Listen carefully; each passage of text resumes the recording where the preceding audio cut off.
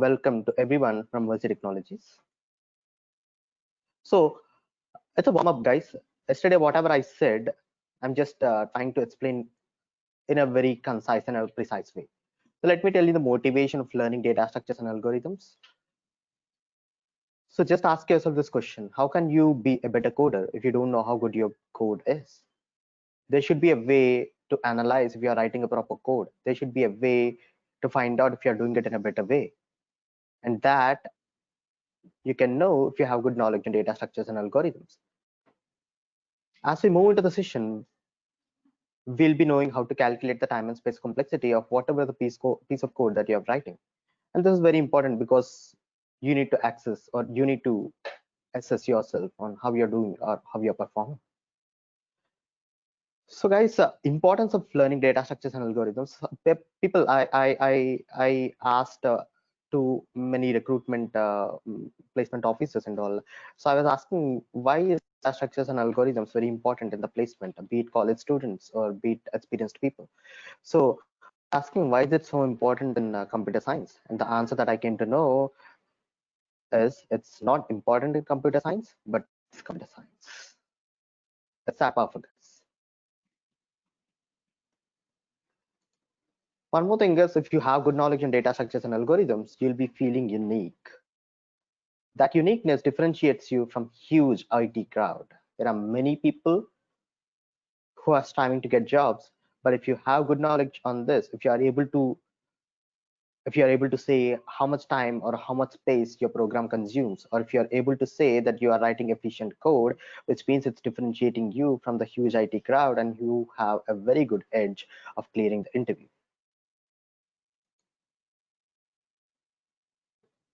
Appeal, guys. With the previous feedback that I get, I see people who say that I speak or I tend to speak a little bit fast.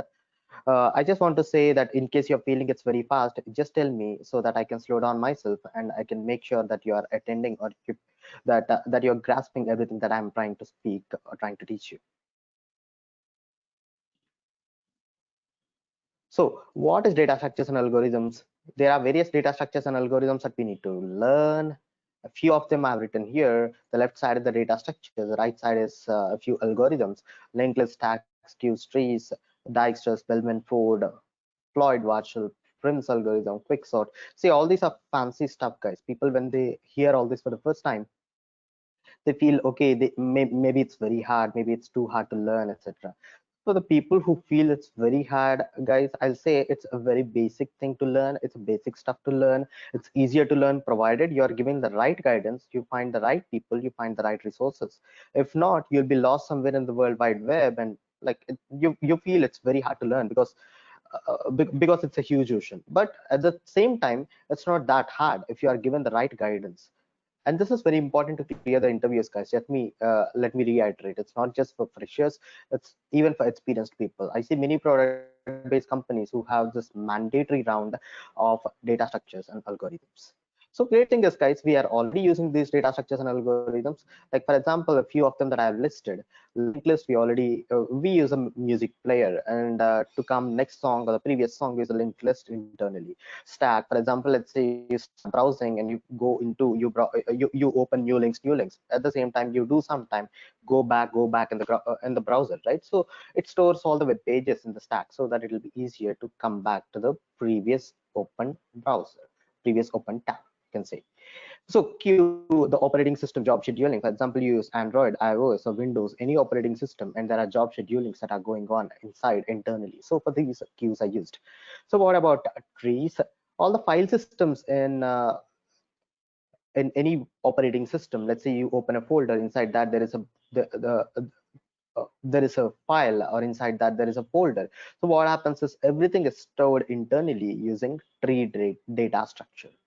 Graphs, guys, yeah, we use Google Maps every day. Internally they use graph data structures, and that is how we are like we feel that we use it.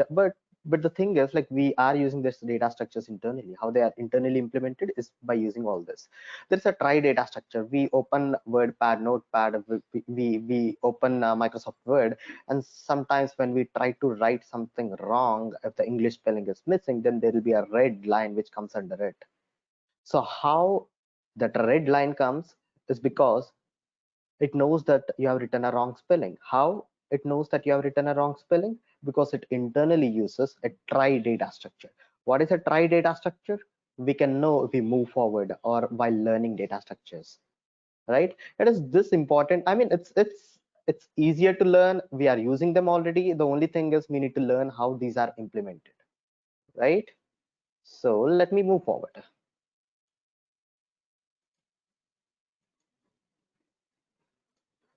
So what is the convenient? Let me come back to but okay, fine. Let me explain you. Let me go to today's class later. But yeah, why is Java so convenient to learn data structures and algorithms? We have chosen Java because Java is so verbose. It's easy to understand.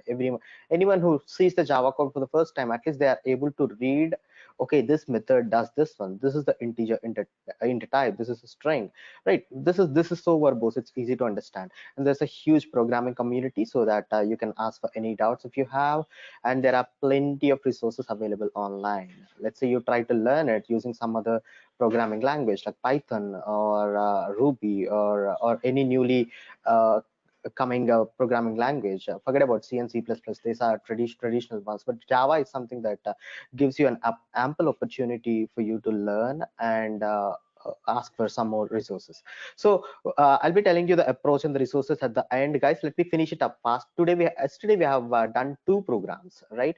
I have explained what is the basic representation of a linked list. A linked list is a data structure. It consists of nodes. It is a link. It is a data and then link to the next pointer, right? So we can see that representation in our we can see that representation in the diagram that I'm showing you right now on the screen, right? It's simple, guys. It's simple, right? Now let me show you the representation. How do you represent this? The larger representation, okay, is like this. If you see, let me take a pen over here. Okay, so if you see, there is a head, there are nodes,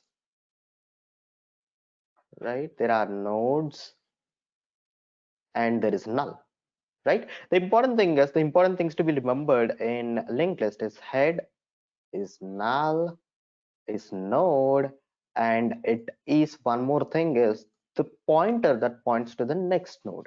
Let's say it's very important thing to be remembered is if we are modifying head or if we are doing some operation on head, then we are lost with this head and this link goes out. If this link goes out, then the whole linked list is lost somewhere in the memory, right? You cannot access any of this linked list data structure. That is the reason why we need to be very cautious while doing something, especially with the head, right? Let me clear off everything. Fine, let me go back.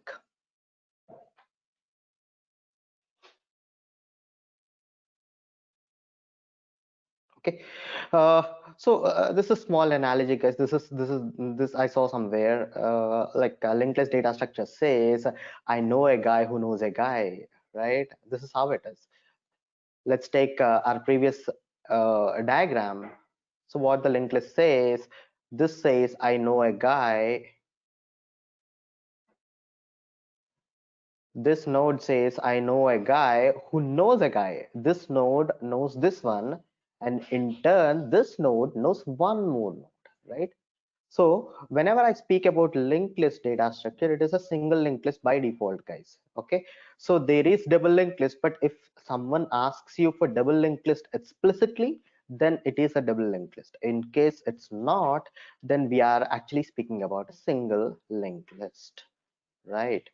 Let me go back. So what are the operations? The operations are create, traverse, insert, and delete. And insert, it is insert first, last, and insert at an index. For delete, it is delete first, delete last, and delete at a particular index. So yesterday what we have done is, yesterday we have seen how to create a linked list. We have seen how do we traverse a linked list. We have seen how to insert something first at a linked list. Okay. So let me go quickly to those programs as well so that we can resume today's class, right? Just a second. Okay, let me go back. So let's let's start coding straight away. I'll be using Eclipse. So for those who don't know Eclipse, it's an IDE for coding in Java. It's pretty easy to learn, guys. It's nothing, no fancy stuff in it to learn. And yeah, come on, let's go hands on, right? Let me go back to Eclipse. Yeah. So I'll quickly show what is the program that I've written yesterday. First thing to be known is the representation. The representation of a node, as I said, it has two parts. One thing is the data, and the second is the next pointer, right? Data and the next pointer. This is a constructor, guys. Okay, if you see any object-oriented programming, be it C#, be it Java, even for C++, you have constructors to create or to initialize objects. Here what we are doing is we are initializing this something called data over here, right? So this is the actual representation. We are done with this representation. Now we'll go with our first program that we did yesterday. The first program that we did was, how do we traverse a linked list, right? We have taken a class called linked list traverse. We have taken a class called linked list traverse. One important point, yesterday I showed some basic or golden rules to be followed. Let me show them again, guys, so that people will not get confused, right? Let me show them again.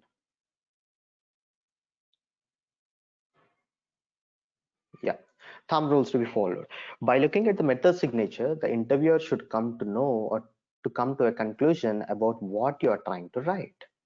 The method names should be meaningful, a return type should be proper, and the correct set of parameters to be taken. So believe me, guys, if you are able to write the first point properly, any code that is given to you in an interview, which means you are done with half of your coding. By seeing that method signature, interviewer comes to know what you are trying to write, exactly what you're trying to write. Writing the proper logic, making sure that logic is proper, running, that all comes to next 50%. But this is the initial impression. Anyone, if you write a piece of code, the first thing that they'll notice is the method signature. Are you returning properly? Are you writing the method name properly? Are you taking the right parameters? Are you taking I mean, are you clear with what you're trying to write? The first point says that. And the second point says every method you write should have the boundary conditions correctly defined, right? Important point, guys. The most common exception that occurs in Java is a null pointer exception. But if you properly handle your initial or the null conditions, if you properly handle your empty conditions, then half of your life is very easy, because you don't have null pointer exceptions. You don't have inner index out of bound exception. We should make sure that all these conditions are handled properly. And the third important point is you need to write clean code with proper indentation if you're writing it on a piece of paper or on a whiteboard. The reason, guys, like people or the interviewer should get an impression that you are working on an IDE. You're not writing something on somewhere you're not writing something which you never use an IDE. You shouldn't give that kind of a impression. You should write code in such a way that it should look that you have written that in an IDE. If you have that proper tabbing culture, if you have that proper spacing culture, then yeah, you're done with most of your coding. The only thing that is remaining is your logic. You will learn with the practice, and all this are thumb rule, guys. If you follow all this, then obviously you're laying a very good foundation for yourself to naming yourself to be a very good programmer, right? This is very good, guys. Now let's go back. So what I was saying, I was teaching you what we tried to achieve yesterday. So it is linked list traversal. Linked list traversal. So what we did, so we have written, this is a method signature, guys. Method signature. What it is taking, it is taking a name. It is trying to return nothing because we are just traversing it, and we have taken the input as a head. What we are doing, we have taken a boundary condition. This is point number 2. We are making sure we are not getting null pointer exception. We are making sure we are not getting null pointer exception from line number 7 by having this condition. We return. Even if we don't have this guy, the program works, no problem. But we are not doing it in a proper way. Okay, next what we have done, as I told you, head is something that is very important. If you are doing something with the head, and if you modify its pointer, then you lost your data structure somewhere in the crowd, somewhere in the memory. So we should make sure that we are not doing anything to hide. This particular program may not have a problem, but there are various other programs that you'll be writing. So the thumb rule that I'll say while coding for data structure, which is linked list, try to assign head to a node called some node call. Here I'm using p just for my convenience. You can use whatever name you want. So what I'm doing, well, p is not equal to null, you're printing the piece data, and p is equal to p dot next. Yesterday we have even dry run this code, guys, but now if I do all that, then it'll consume more time. So what I'll do, I'll use the program that we have done, that we are about to do today, and for that I'll dry run. I'll tell you, how can we do that, how can we visualize what is happening inside, right? So that's fine, guys. Now let's go back. So this is the one that we have done yesterday, linked list traversal. So one last program that we have done before the conclusion of yesterday's class is inserting first of a linked list. Is you have a linked list data structure. Let's say you have a linked list data structure. Okay, here the first node becomes 28, 27, 26, 25. Let's say I want to insert something called 29. So I should insert it over here, right? I should have a node which is 25, and that 25 should point this, and head should become this 25.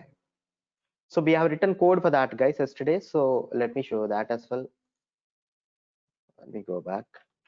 So we have written code for that, and yeah, we have written code for that. Let me erase whatever I have. Yeah, so what it says, we are trying to insert here, we are trying to prevent the null pointer exception. Fine, we have done a very good job over here from line number 8. Then we have assigned a node called p. We don't want to do anything wrong on the head. Then we have created a node called q and return it. That's it, guys. With this whatever I told yesterday is complete. Now let's jump on to whatever we are going to teach today.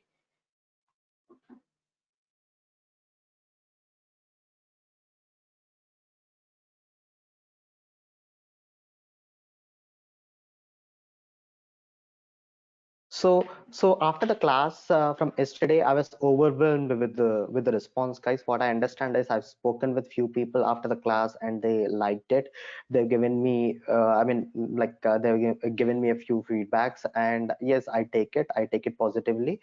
And this is the important thing is, guys, in market, people will tend to say that data structures and algorithms is hard to learn, and that is their selling point. What I want to say is it's easy to learn, provided you are given the right resources. Okay, uh, so actually, after speaking with a few people yesterday, what I came to know is, like, many people are interested in learning this. So what I promised in at the end of yesterday's class is, today we are trying to see. Just a second, guys, somebody has messaged me something on WhatsApp.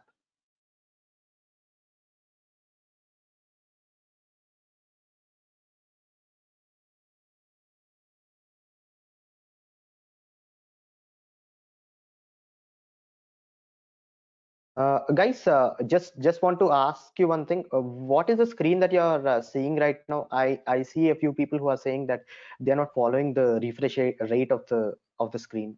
Could you please message, guys, so that I'll be double sure that people are following me?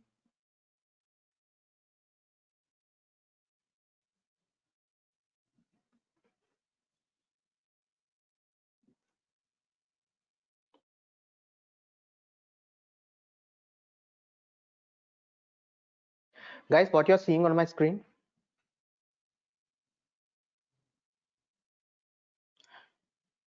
Perfect, guys. I see replies from you. Thank you, guys. Thank you, guys. Okay.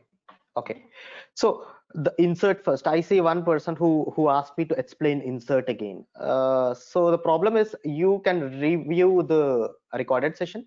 Yesterday I have explained it clearly. That's what the feedback that I got. You can just go back with the recorded session, because if I tell that again, then the people who already heard it will feel it to be very much boring. So I ask you to go back and see the recording once more. You'll be pretty much confident. But even though we are going to debug or maybe just dry run one more program today, so that it'll become easier for you to understand what we are trying to achieve. Okay, so yesterday I promised after the end of the session that I'll be teaching you about space and time complexities. How do we achieve them? How do we calculate them?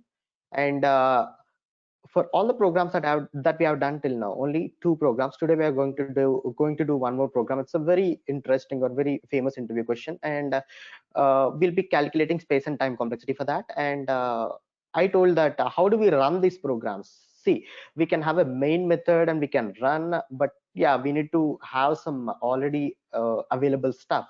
Like in the main method, there should be some what do you call, if you are familiar with Java, we should initialize our input first, and after that, for example, if you are trying to do something with this input, right, we should make sure that this input is formed in the main method, and we are passing it to the method that we are calling, and we are trying to see if we get the proper output or not. But the problem is, guys, learning what is to be written in main method, learning how to stuff the data, learning how to run that can be learned, but the thing to be learned in this class is the logic, how you're trying to achieve it.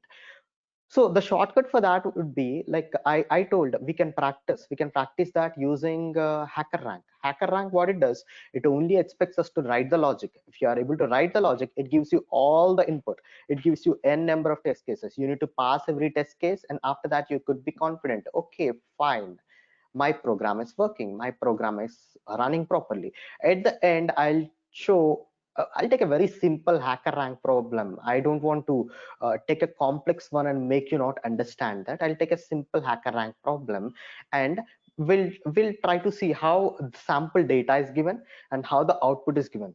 This giving a hacker rank test is a common practice now for the tech companies, guys. They'll give you a link, they want you to write the answer for that. They'll evaluate the way you write, they see the code, the coding style, they see if your indentation is proper, they see if you are declaring the methods properly, if you are using the space properly, everything. And finally they'll come to a conclusion that should they select you or not. Having a good knowledge on this platform, the hacker rank platform, is a requirement, guys. It's pretty much required. Now let me come back to today's session. It was good revision for us from whatever I have taught yesterday. If you feel that I went very fast now, guys, I want you to go back and see yesterday's recording, right? Okay, let me go back. Let's go to today's presentation. It looks similar from outside, but yeah, it's different because I changed something inside. Okay, so why? Let's go. So what is the motivation? The motivation is always the same. How can you be a good coder if you don't know how good your code is? You will know your code is good if you know what this data structures to be used for the right things. Guys, like there's a small analogy where if you uh, for doing small things, small things, like if you want to stitch something, you use a needle, right? You use a needle to stitch a button, right? If you want to break something, you have some bigger instrument and you break something. Like you want to dig something, you want to dig a well, you cannot use that with a needle, right? So you need to use a right tool for right things, right? You cannot use linked list where you need to use a stack. You cannot use a map where you have to use a queue, right? So you cannot do the work that a needle does with a hammer. You cannot do the work that a needle does with something which is a tool that you already know. You cannot use it because it's not right to use. It may work, I don't say it will not, it may work, but it's not the correct practice. If you know what data structures are there and how can you code them, then you're making life easy because you are choosing the things correctly. You're choosing the things wisely, and if you choose the things wisely, half your thing is done, guys. Because as a programmer, our requirement is to choose the correct things and start writing code. Simple. So choosing will happen only when you have good knowledge on it, right? Let me go back. I think this is a very good motivation. So now, what is the importance? Why do we need to learn space and time complexity, guys? Like, let's say there are two students, student A and student B, right? I asked him to write a small method. I wanted him to write a piece of code. I had a requirement. I asked two students, student A and student B, to write code. Now, yeah, both students, they are obedient enough, and they want me, and they came back to me, guys, just a second.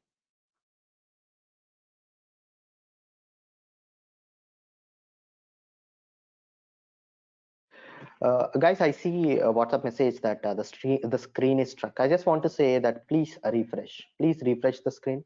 What happens is, with the software, the refresh rate when you're using in your computer, I'm not speaking about mobile.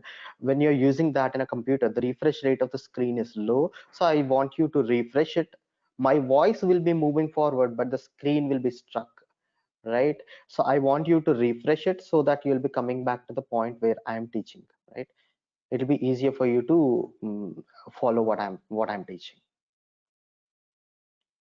right? Please do that, guys. Please do that. Let me go back. And one more thing, I just so just to cross check what you're seeing on my screen, guys. Could you reply to me on WhatsApp what you're seeing on my screen?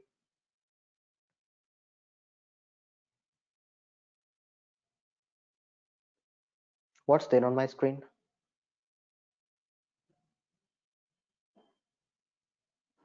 Okay, good. Yeah, fine. I see your replies, guys. I see your replies. Good that people are following me. Why is it important to learn about space and time complexity? So as I told, I'm reiterating on the analogy that I was speaking about.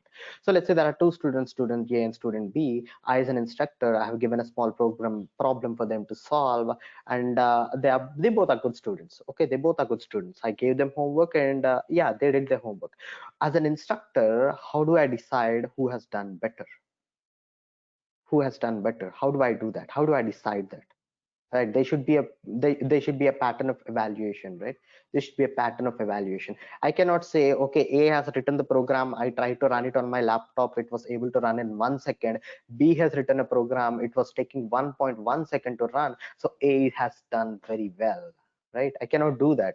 Maybe I'm running the A's program in an 8 GB RAM machine. I'm running B's program in a system which is having just 2 GB RAM, right? It's a hardware problem, right? I cannot say that both programs are running at the same time. Yeah, fine, you guys have done so well, because they are different. Two programs, they are different. They may be different in the variable structure, they may be different in the method signature, they may be different in the way you code, right? How do you calculate which code is better? The way you calculate the efficiency of code is by using space and time complexity. Why is space and time complexity important, guys? For example, let's say we are using Android phones, right? Let's say we try to develop uh, an application, and few applications come with 5 MB, few application comes with 50 MB, few applications come with 80 MB, right? And like based on that we download that, because we care about our mobile data as well, right? So based on that we download. And for example, let's say the programmer has that ability to analyze the space complexity, analyze or organize his code in a better way, and let's say he reduces the 50 MB application to some 35 MB. Yeah, that's fine. People are ready to download, and that gives more number of downloads for your software, right? And at the same time, guys, when we are reducing the space complexity, we should make sure that we are reducing the time complexity as well. Because let's say something which not fast, but it's very low in its memory. For example, let's say there is a 5 MB application, but it's not fast, it's very slow, it's very slow to load. It's very slow to load. In that case, you will not download that, you will not use it. So time complexity and space complexity internally, I mean interchangeably, are very important, guys. And one more thing is, these days mobiles are coming with huge configurations, laptops are coming with huge configurations. You don't care about space more, but you care about time, right? You care about time. The reason for you to care about time is, let's say there is some application which is not working as fast as you thought. The moment you think that, you'll uninstall it, and it's a loss of business to the client, It's a loss of business to the client. For example, client comes back and says, hey, I think it is taking more time, I want you to make a better code, but you think that you have written a better code, you don't know how to analyze if it is going in a proper way, you don't know how to analyze if you have written a better code, then that's a problem, right? So there are many analytical tools, guys. There are things that calculate your space memory, space complexity. There are tools that gives you what your program is taking, etc., etc. So all these are tools. Maybe there are companies which are ready to pay for it, maybe there are companies which are small and they are saying no, we cannot buy license for that, kind of. There are various things, guys. This is the reason why most of the people tend to hire people who are good in analyzing their code, writing their efficient code, right? This is the importance of learning to calculate the space and time complexity. Guys, I'll teach you how to do that. And after that, we have written two programs till now. Let's try to calculate time and space complexity for that. And at the end, we'll try to analyze the time and space complexity for the code that we are writing today, right? Let's go back. So let's say you learn how to calculate time and space complexity. Yes, you feel unique. You are among those very few people in the market who are in a position to calculate the efficiency of their program. And this is very good motivation to move forward, guys. Let me go back. Let me go back.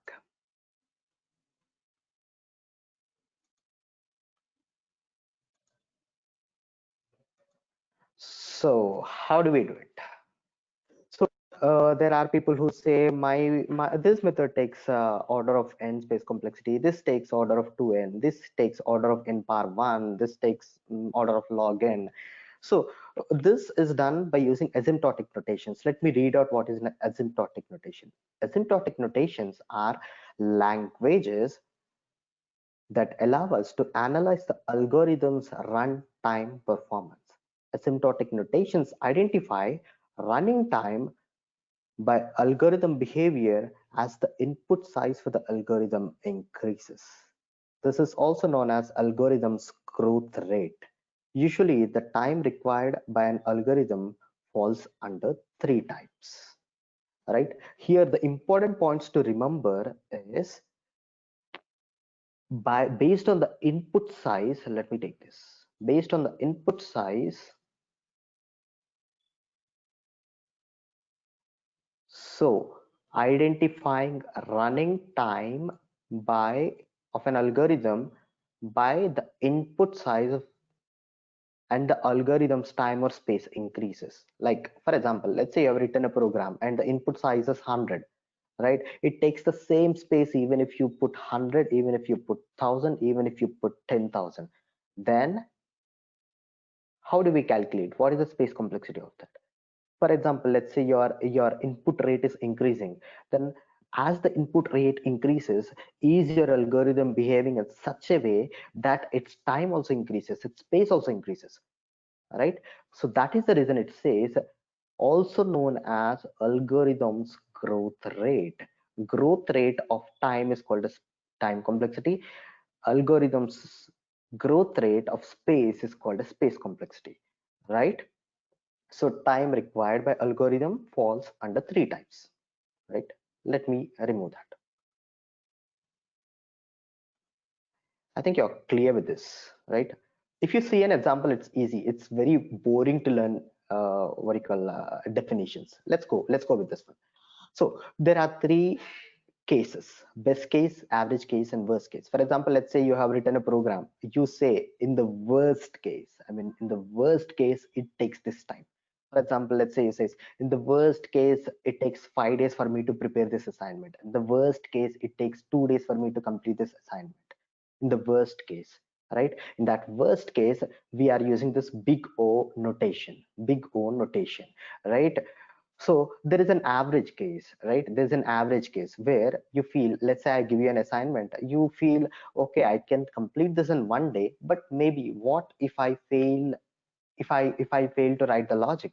Okay, maybe it takes 3 days for me. But okay, in case something wrong goes, then it may take 5 days, right? But it's not 1 day, it's not 5 days. In middle somewhere, it's 3 days, right? That's an average case. Now in the best case, I'm coming on in a reverse direction, guys. Like if you observe, I'm coming in a reverse direction of whatever I have written over here. First is worst case, then is average, and then is best case. Like for example, let's say you have written code that performs this well when it is in the best case. In the best case, let me tell you guys, people don't care about the best cases. People don't care about the average cases. People mostly care about the worst cases. The thing is, the reason is, let's say you're trying to develop a software. It works well when everything goes well. It works well when load is a little bit okay, but it should work well when load is in the worst case, right? That is the reason people try to tend to find out the worst cases every time. In the worst case, how your behaves. In the worst case, how your program, how your algorithms behaves. This worst case is very important, and this worst case is important because we really don't care about the best cases, even though we care, but we do not care as much as the worst case, right? For example, let's say you have written a program, and in the worst case it fails, which means it fails, right? It fails, simple. So it's like that. Let me erase this. So how do we notate? In the best case, we have big O notation. Sorry, there is a okay. So sorry, guys, there is a small thing. In the worst case, we use this big O notation. In the average case, we use this big omega notation. And in the worst case, we are using big omega. So let me tell you guys. So big O notation is something that is required for our worst case. I'll clear you because this presentation was something which was having a little bit problem, I guess. Let me go with the spotlight. Okay. So average case, you use big omega. Worst case, you use big O, and theta is something for your average case. Right? Let me come back with these cases, guys. Okay.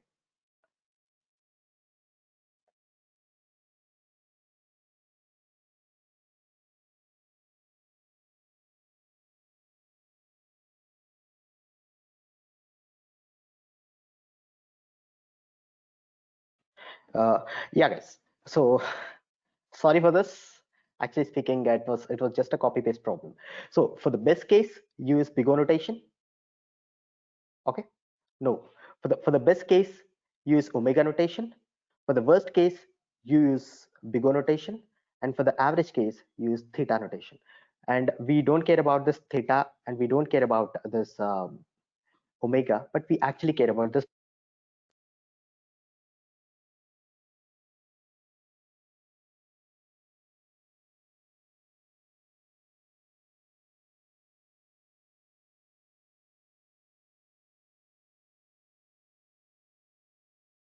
Let me write it down. Let me write it down.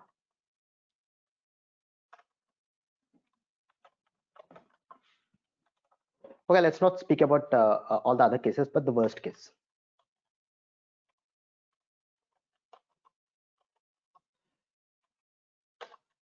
It takes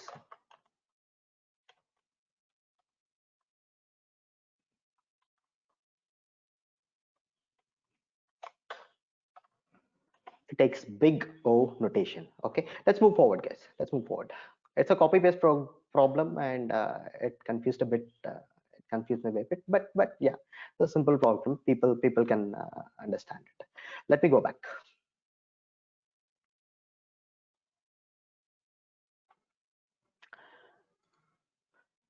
So let's move with the examples. Let's try to learn these examples. It's very easy for us to understand the space and time complexity. So how do we measure them, right? How do we measure them? So this is an iterative approach, guys. There are two different ways. There are two different formulae for calculating the space and time complexity in case of iterative approach and in case of recursive approach. In case of iterative approach and in case of recursive approach, here we are trying to learn about the iterative approach. The iterative approach, here it says for I is equal to 0, I less than 5, I plus plus. I'm trying to do some action over here. There is a small piece of code. I'm trying to do some action here. So it means the number of steps for this to complete is, the number of steps for this to complete is 5. And based on the input size, am I doing something over here? Am I doing something over here which is increasing anything? I'm not doing. Based on the input size, let's say input size is 5, and our algorithm or this thing is not growing, right? The number of steps are finite, so that is the reason it takes time complexity of 1. You have defined what is your input, right? Your input is 5, so you don't have that the thing that the algorithm grows exponentially as per my input. It's not like that. Your input is finite, that's the reason it takes finite time complexity, which is order of 1. So what about space? Here I'm not using any extra space. I'm saying the input is 5, I'm not using any extra space. That is the reason the space complexity is order of 1, right? Here we have the input to be finite, guys. That's the reason time complexity is of order of 1 and the space complexity is order of 1. Okay, so now let's go to the second problem. It is I is equal to 0, I less than n, I plus plus. In this loop, we do not have a finite input size. Let's say the n is 1000, n is 10,000, n is 1 lakh, right? N is 1 lakh. So what happens? The input, the number of steps is n. The number of steps is n. But the time complexity is 1, because the reason is the time complexity is 1. The reason is, even though your input increases, it doesn't mean that your program is doing something with the I mean, you're not doing any action which is specific to this input size and it's increasing. Just a second, guys.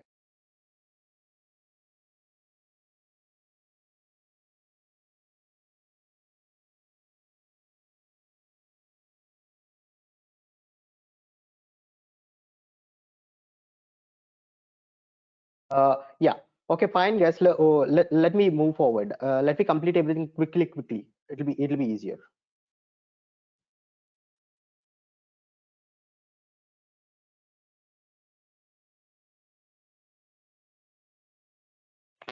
Yeah. Let me come to the third one. There are two loops in it, right? There are two loops in it. So here we have an input size of n, and again we have an input size of n. So what happens? Our n is consistent. The number of steps that we have is n square. N square. You take an example. Let's say the n is equal to 2, right? How many steps? Here 2 times, and inside it comes again 2 times, so it becomes 4. So the number of steps is 4. What happens is, in the outer for loop, you have taken n, and for every n again there are n times. So inside your loop you have one more loop, which means you're making sure for every n again you're doing that n times, which gives you n power 2. So what about time complexity, guys? As your input increases, for example, let's say n is equal to 2, the number of steps are 2, n is equal to 3, the number of steps are 9, n is equal to 4, number of steps are 14. So number of steps are increasing as per our input. That is the reason the time complexity becomes n square. It's very easy to calculate, right? But the space complexity is the same, because we are using only one variable, which is I, and here only one variable, which is j. As the input increases, for example, even though n is equal to 10, the number of variables are 2. That's the reason the space complexity is of order of 1. But as the n increases, the time increases, and because of the time increases, we have the time complexity of order of n square. So guys, there are few other examples. Just let me remove this, erase all, and we come back. There are few more examples. I'll go through every example in this table, so that at the end you become I mean, bit familiar. Any program that gives to you, any loop that exists, be it iterative, be it recursive, whatever. So after this, you have an idea of how to calculate the number of steps based on input, and how to calculate the time and space complexity. At this juncture, guys, let me stop it for just a minute, and let me hand over it to Shashi. He wants to say something to you guys. Thank you.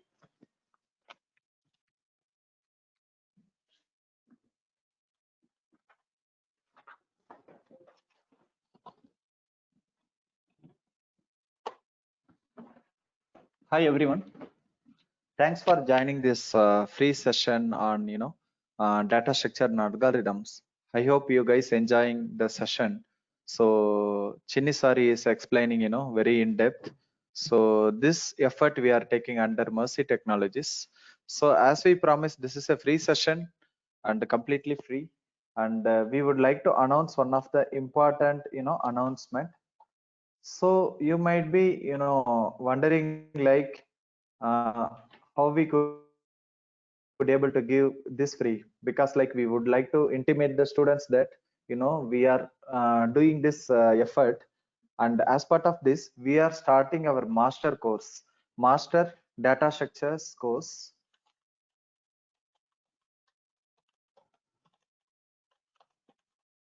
So we are starting on it, guys. I will take max to max 5 minutes. Again sir will come and he will continue the class, so please don't leave the class. So we are starting master data structure course on 18th of this month, correct? So we are starting on 18th. Okay, that is task. So we are starting in another another 10 days. So we can say it is 18th of June. So what is the unique about in this course? So who will be the trainer? So again it is same. The trainer would be Chinni sir.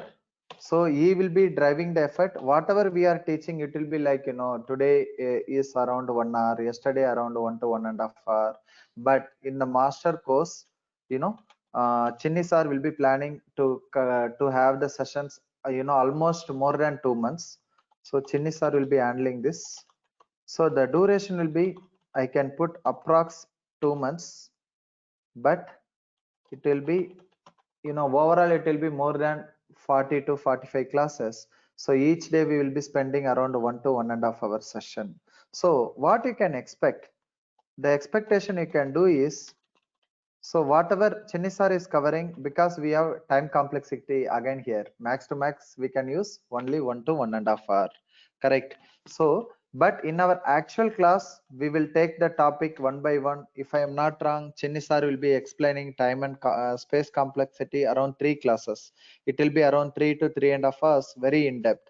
Same way, like each and every topic, you will be explaining very in depth.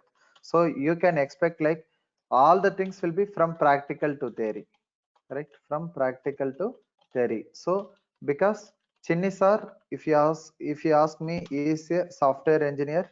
You can say it is a like introduction about Chinni sir. So he is a software engineer and he works for product based company, and he is an expert in data structure.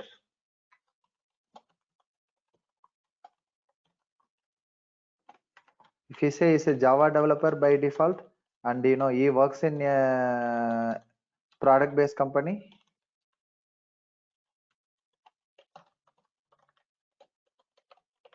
and he is expert in data structures and algorithms. I can just put DS. He is expert in data structure and algorithms. So he is having around 3+ years experience. He is having around 6+ years experience in IT. IT industry has around 6+ years and experience. In teaching, he is having around 2+ years experience.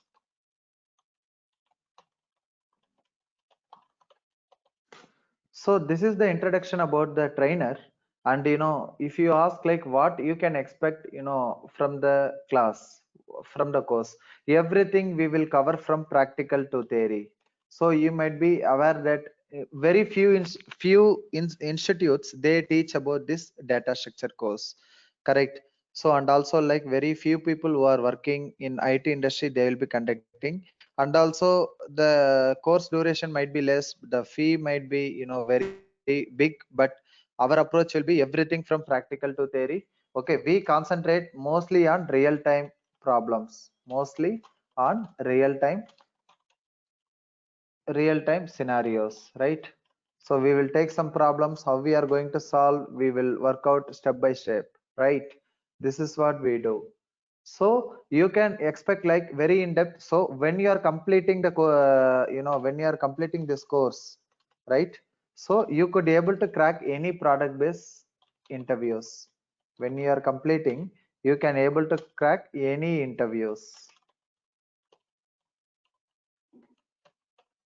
any product based interviews.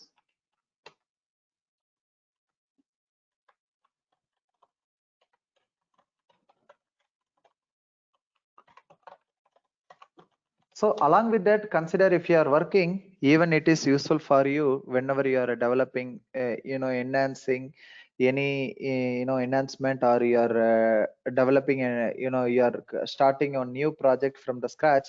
That time it will be useful, how you can design the project, which data structure you need to use, what is the approach you need to follow, everything it will be useful. Suppose if you are a job seeker, surely it will be useful, even you could able to crack experience level interviews. As Chenny sir was explaining, you can crack any companies. Okay.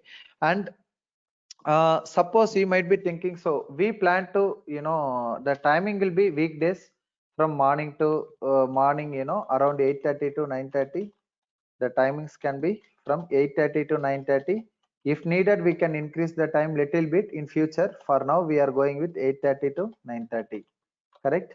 Suppose consider you might, if this time is not working out for you, you have some office work or some other issue, no problem. What we do, we will record each session. We will record each session, and what we do, we will provide you the recording at the end of the session. We will be uploading our recordings in our website. So for our regular students, they have access of all the recordings and resource materials. Correct? Recordings will be available on daily basis. Okay, available in case if time is not working out for you. Finally, the price what we are thinking is the fee is, so we plan to charge around 3,000 rupees for this course. So this is around, as I said, it will be more than around 45 to 50 hours of hours will be increased. Around, I can say, overall it will be, I can say around 50 hours of 50 to 60 approx I am telling. So we will cover around 50 hours to 60 hours. Okay, this is our approx, hours. Even if needed, we can increase the hours, because we don't want to, decrease the syllabus, or we don't want to, decrease the quality, but instead we will increase the hours. Okay, but the fees remains same. The fees is reasonable. The same for the same course outside, they charge lot, because it's not the, normal course or something, people can learn easily, or even if others are teaching, they need to put lots of effort. If Chinni sir is taking this course, he needs to put lots of effort, and for that people charge a reasonable amount. But outside for this they charge, I can say, around 15K. It starts from 15K. We can say it goes up to 20K. This is the 15,000 to 20,000 they charge in outside market. But under Mercy Technologies umbrella, we have always policy that the teaching quality should be very high, and but the fee should be very very low, should be very reasonable, so that job seekers, or students or working people, they can afford it, you know so that that will be useful for them, to increase the knowledge, to study, and to perform in a better way. That's what our plan. So along with that, under Mercy Technologies umbrella, so what we do, we conduct few more courses along with data structure. So some more, software engineers, they are also taking some of the course. Currently we are running core Java course. In core Java course, what we do is, actually, we the another trainer is there. So we cover around 1,000 programs line by line. 1,000 programs line by line. Okay, so what we do is, we will take each topic.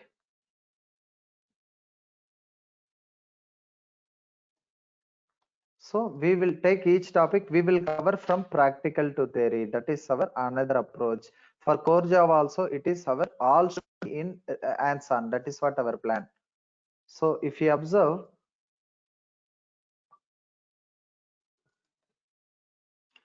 so we will cover mostly into practical to theory. For each topic under core Java, we will cover, as I said now, we will cover around 1,000 programs line by line.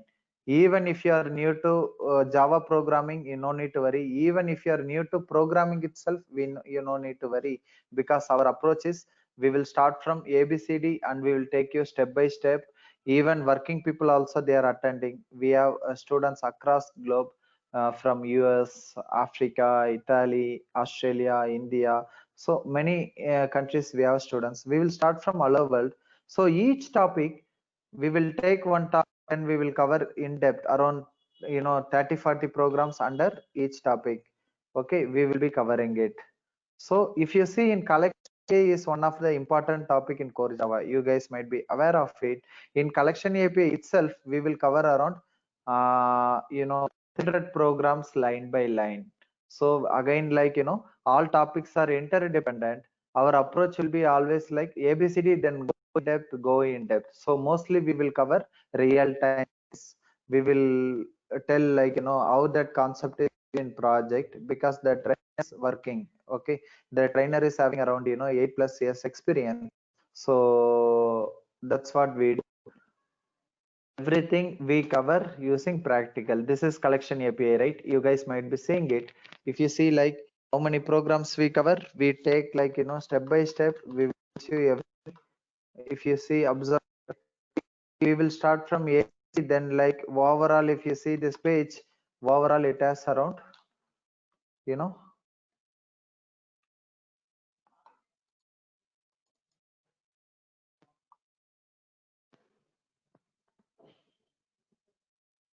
just hold on, my screen got struck. So we will cover in depth. That's what our plan. So by end of the course, by end of the core Java course, you should be expert in core Java. Even if you are a fresher, if you are completing the course, you should be able to crack the interviews. So if you need more information on these courses, you can please feel free to contact us after the class. Okay. So I think it is taking too much of time. So I don't want to disturb you, as we want to keep our promise. So I will hand over to Chinni sir again. Thank you guys. Please be connected.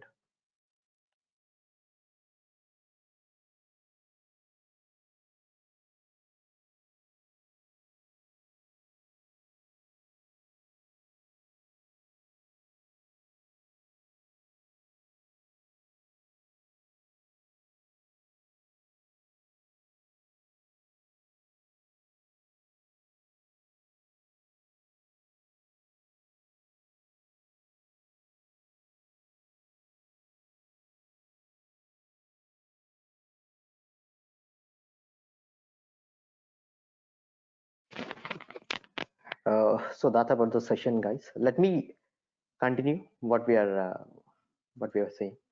So we were able to conclude that the first loop has time complexity of order of 1 and the space complexity of order of 1. So we have done till 3 loops. Now come to the next loop, right? And now come to the next loop.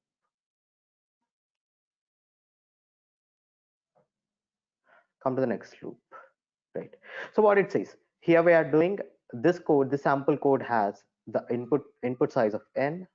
Just a second. Sample code has input size of n, and again it has input size of n. So what you're doing, you're trying to do that in two different ways. So what happens as the input size increases, let's say input size is, let's say, 100, right? Or input size is 1000, or input size is 10,000.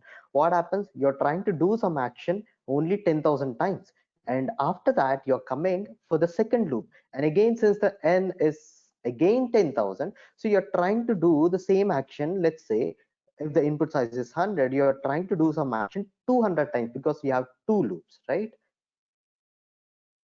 You have two loops, right? So what happens, I'll tell you at the end a formula to finalize it. But the problem is the input size, as the input size increases linearly, I mean step by step, the number of actions or the number of steps also increase linearly, right? The number of steps is n plus n, and the time complexity will be order of n.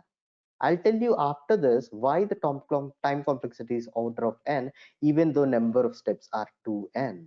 right? And the space complexity is only order of one, guys. Like even though in the input size is 100,000, 10,000, or 1 lakh, there are two variables, I and j. There's no difference in the space. That's it. So the space complexity will still remain be order of one. Now let's go to the next loop. So what it says I is equal to 1, I is less than n, I is equal to I plus 2. All right, the number of steps. How do we do the number of steps? If you see, if you think logically, the number of steps for every input n is n by 2. Let's say the input size is 10. What happens is it goes inside this loop, and because of this condition, it increases 2 times. So the number of steps decreases half. But this time complexity still remains to be order of n, even though the number of steps become n by 2. I'll tell you at the end why this happens. But the space complexity still remains to be order of 1. The reason, there is only a single variable, nothing else. You're not doing anything. The action, okay, let's assume you're doing something, some action. Let's say this is a black box, you're doing something over here. Let's not assume things, okay? But just by looking at this loop, we are able to conclude that the number of steps is n by 2 and time complexity is order of n. Right, now let's go to the next loop. I is equal to 1, I is less than or equal to n, I is equal to I into 2. What happens for every n? You are incrementing this value by 2. Let's say the value is 5, which means you are incrementing this value by 2 every time, right? So based on that, the number of steps will become log n. You take examples, guys. For example, let's say there is a loop like this, right? You can conclude the time and space complexity by taking examples, right? By taking examples, let's say the input size is uh, see, because of time constraint, guys, yes, I'll not make you to wait more. I'll try. I want you to take examples. Let's say you take the input size to be 10, you take the input size to be 20, you take the input size to be 30. What the conclusion would come is, the conclusion is the number of steps is logarithm of that number that you're taking as an input, right? As a logarithm of the number that you're taking as an input. You take examples and you can calculate, guide. With that, we conclude that the time complexity is order of n, and space complexity still remains to order of 1. Now let's go to the next loop. What it says, I is equal to n, I greater than 0, I is equal to I by 2. So here you are incrementing I and you are starting with I is equal to 1. Here you are decrementing I and you're starting with I as n. So you're coming in the reverse direction, but the number of steps become still the log n. You take example, guys. Take example of n is equal to 5, n is equal to 10, n is equal to 30, and you try to calculate the number of steps. The number of steps come to, for example, let's say you take n is equal to 10, you take a log of 10, which comes to be 3 or something. Because of that, what happens, you try to calculate what is log 10, and you get a value, and that value becomes to the number of steps, and that becomes the time complexity. You're not increasing any space inside this loop because of the input that you are giving. That is the reason the space complexity still remains to be order of 1. So we'll go with the last loop, guys. We'll go to the last loop. What it says, we have taken an array. This is an array declaration in Java. This is an array declaration in Java. What you have taken, you've taken an array of type input, and you have taken something called sum, right? Integer. It's an integer, right? What happens is, now you are iterating over this one. You are iterating over this one, and you are incrementing the input array. For example, let's say the input size is 100, which means this array size will also be 100. Let's say the input size is 1000, this array size will also be 1000. Let's say this input size is 1 lakh, the array size will also become 1 lakh. What happens, because of that, because of the input, the time is increasing linearly, and the space is also increasing linearly, right? Based on the input, the time is increasing, the space is increasing. That's the reason why the time complexity becomes order of n and space complexity become order of n. I think you got these points, guys. I think you got these points. If we go back to the definition once more, now you will understand the definition once more. Let me go back to the definition. Let me go back to the definition. So what the definition says,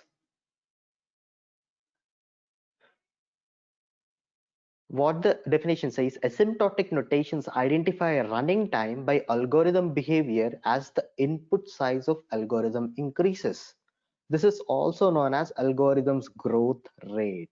So what you're trying to say, the algorithm's growth rate is order of n. The algorithm's growth rate is order of 1. Algorithm's growth rate is order of n power 2, n power n, etc., etc., etc. So we have a few graphs which say what are the asymptotic notations and how those graphs are achieved.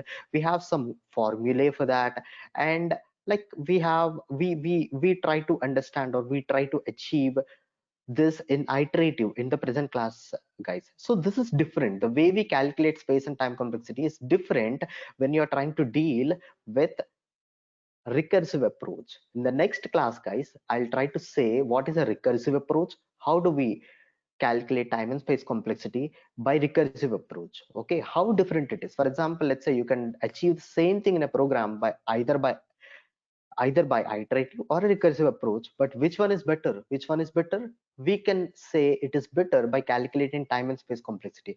In our next class, I'll make sure that I'll give you the correct formulae to calculate the space and time complexity both in recursive and iterative approaches, and you can make easy conclusions. Let me go back to a notepad and I'll try to say the formulae that I was saying, guys. Like, how do we calculate, right? Let me go back. Right, so here, so there are algorithms. For example, if we take merge sort, you come to an equation in mathematics. In mathematics, you have some equations like this, right? F of x is equal to f of okay, let's say f of n is equal to n square, n square plus 2n plus 3. This is an equation, right? This is small equation. Similarly, when we try to find out the theory of a merge sort, of a quick sort, or something, so what we come to know is the number of steps would be for the whole algorithm comes to be, let's say, some equation like n square plus 2n plus 3. As I have previously explained, we are concerned about the worst case scenario. We are not dealing with omega or theta notations. We are trying to find out big O notation. What big O notation means is we are trying to see big O notation, and in the big O notation we deal only with the worst cases. Only with the worst cases. Here, if you see n square 2n plus 3, as the input size n, there is this n square, and there is this n, there is this 3, right? So for example, you had to see which is the worst among all three, all the whole expression. The worst is n square, right? The worst here is n square. Here 2n is there, 3 is there. These are negligible ones. This 2n plus 3 is negligible ones. For example, let's say we have some equation like this: n cube plus 2n square, 2n square plus 3n. Here what happens? 3n. Here what happens? The worst case is n cube. So if you get an equation something like this, which means the worst case is n cube and the time complexity becomes n cube. Guys, I'm not scaring you guys. I'm not scaring. I'm not saying this is some mathematical class or something. This is very easy. I'll give you an example, and it's very easy. You take how big program you take, you will be in a position to calculate the space and time complexity. Let's say somebody asks, what is the space complex, what is the time complexity of a quick sort? We straight away say it is n log n.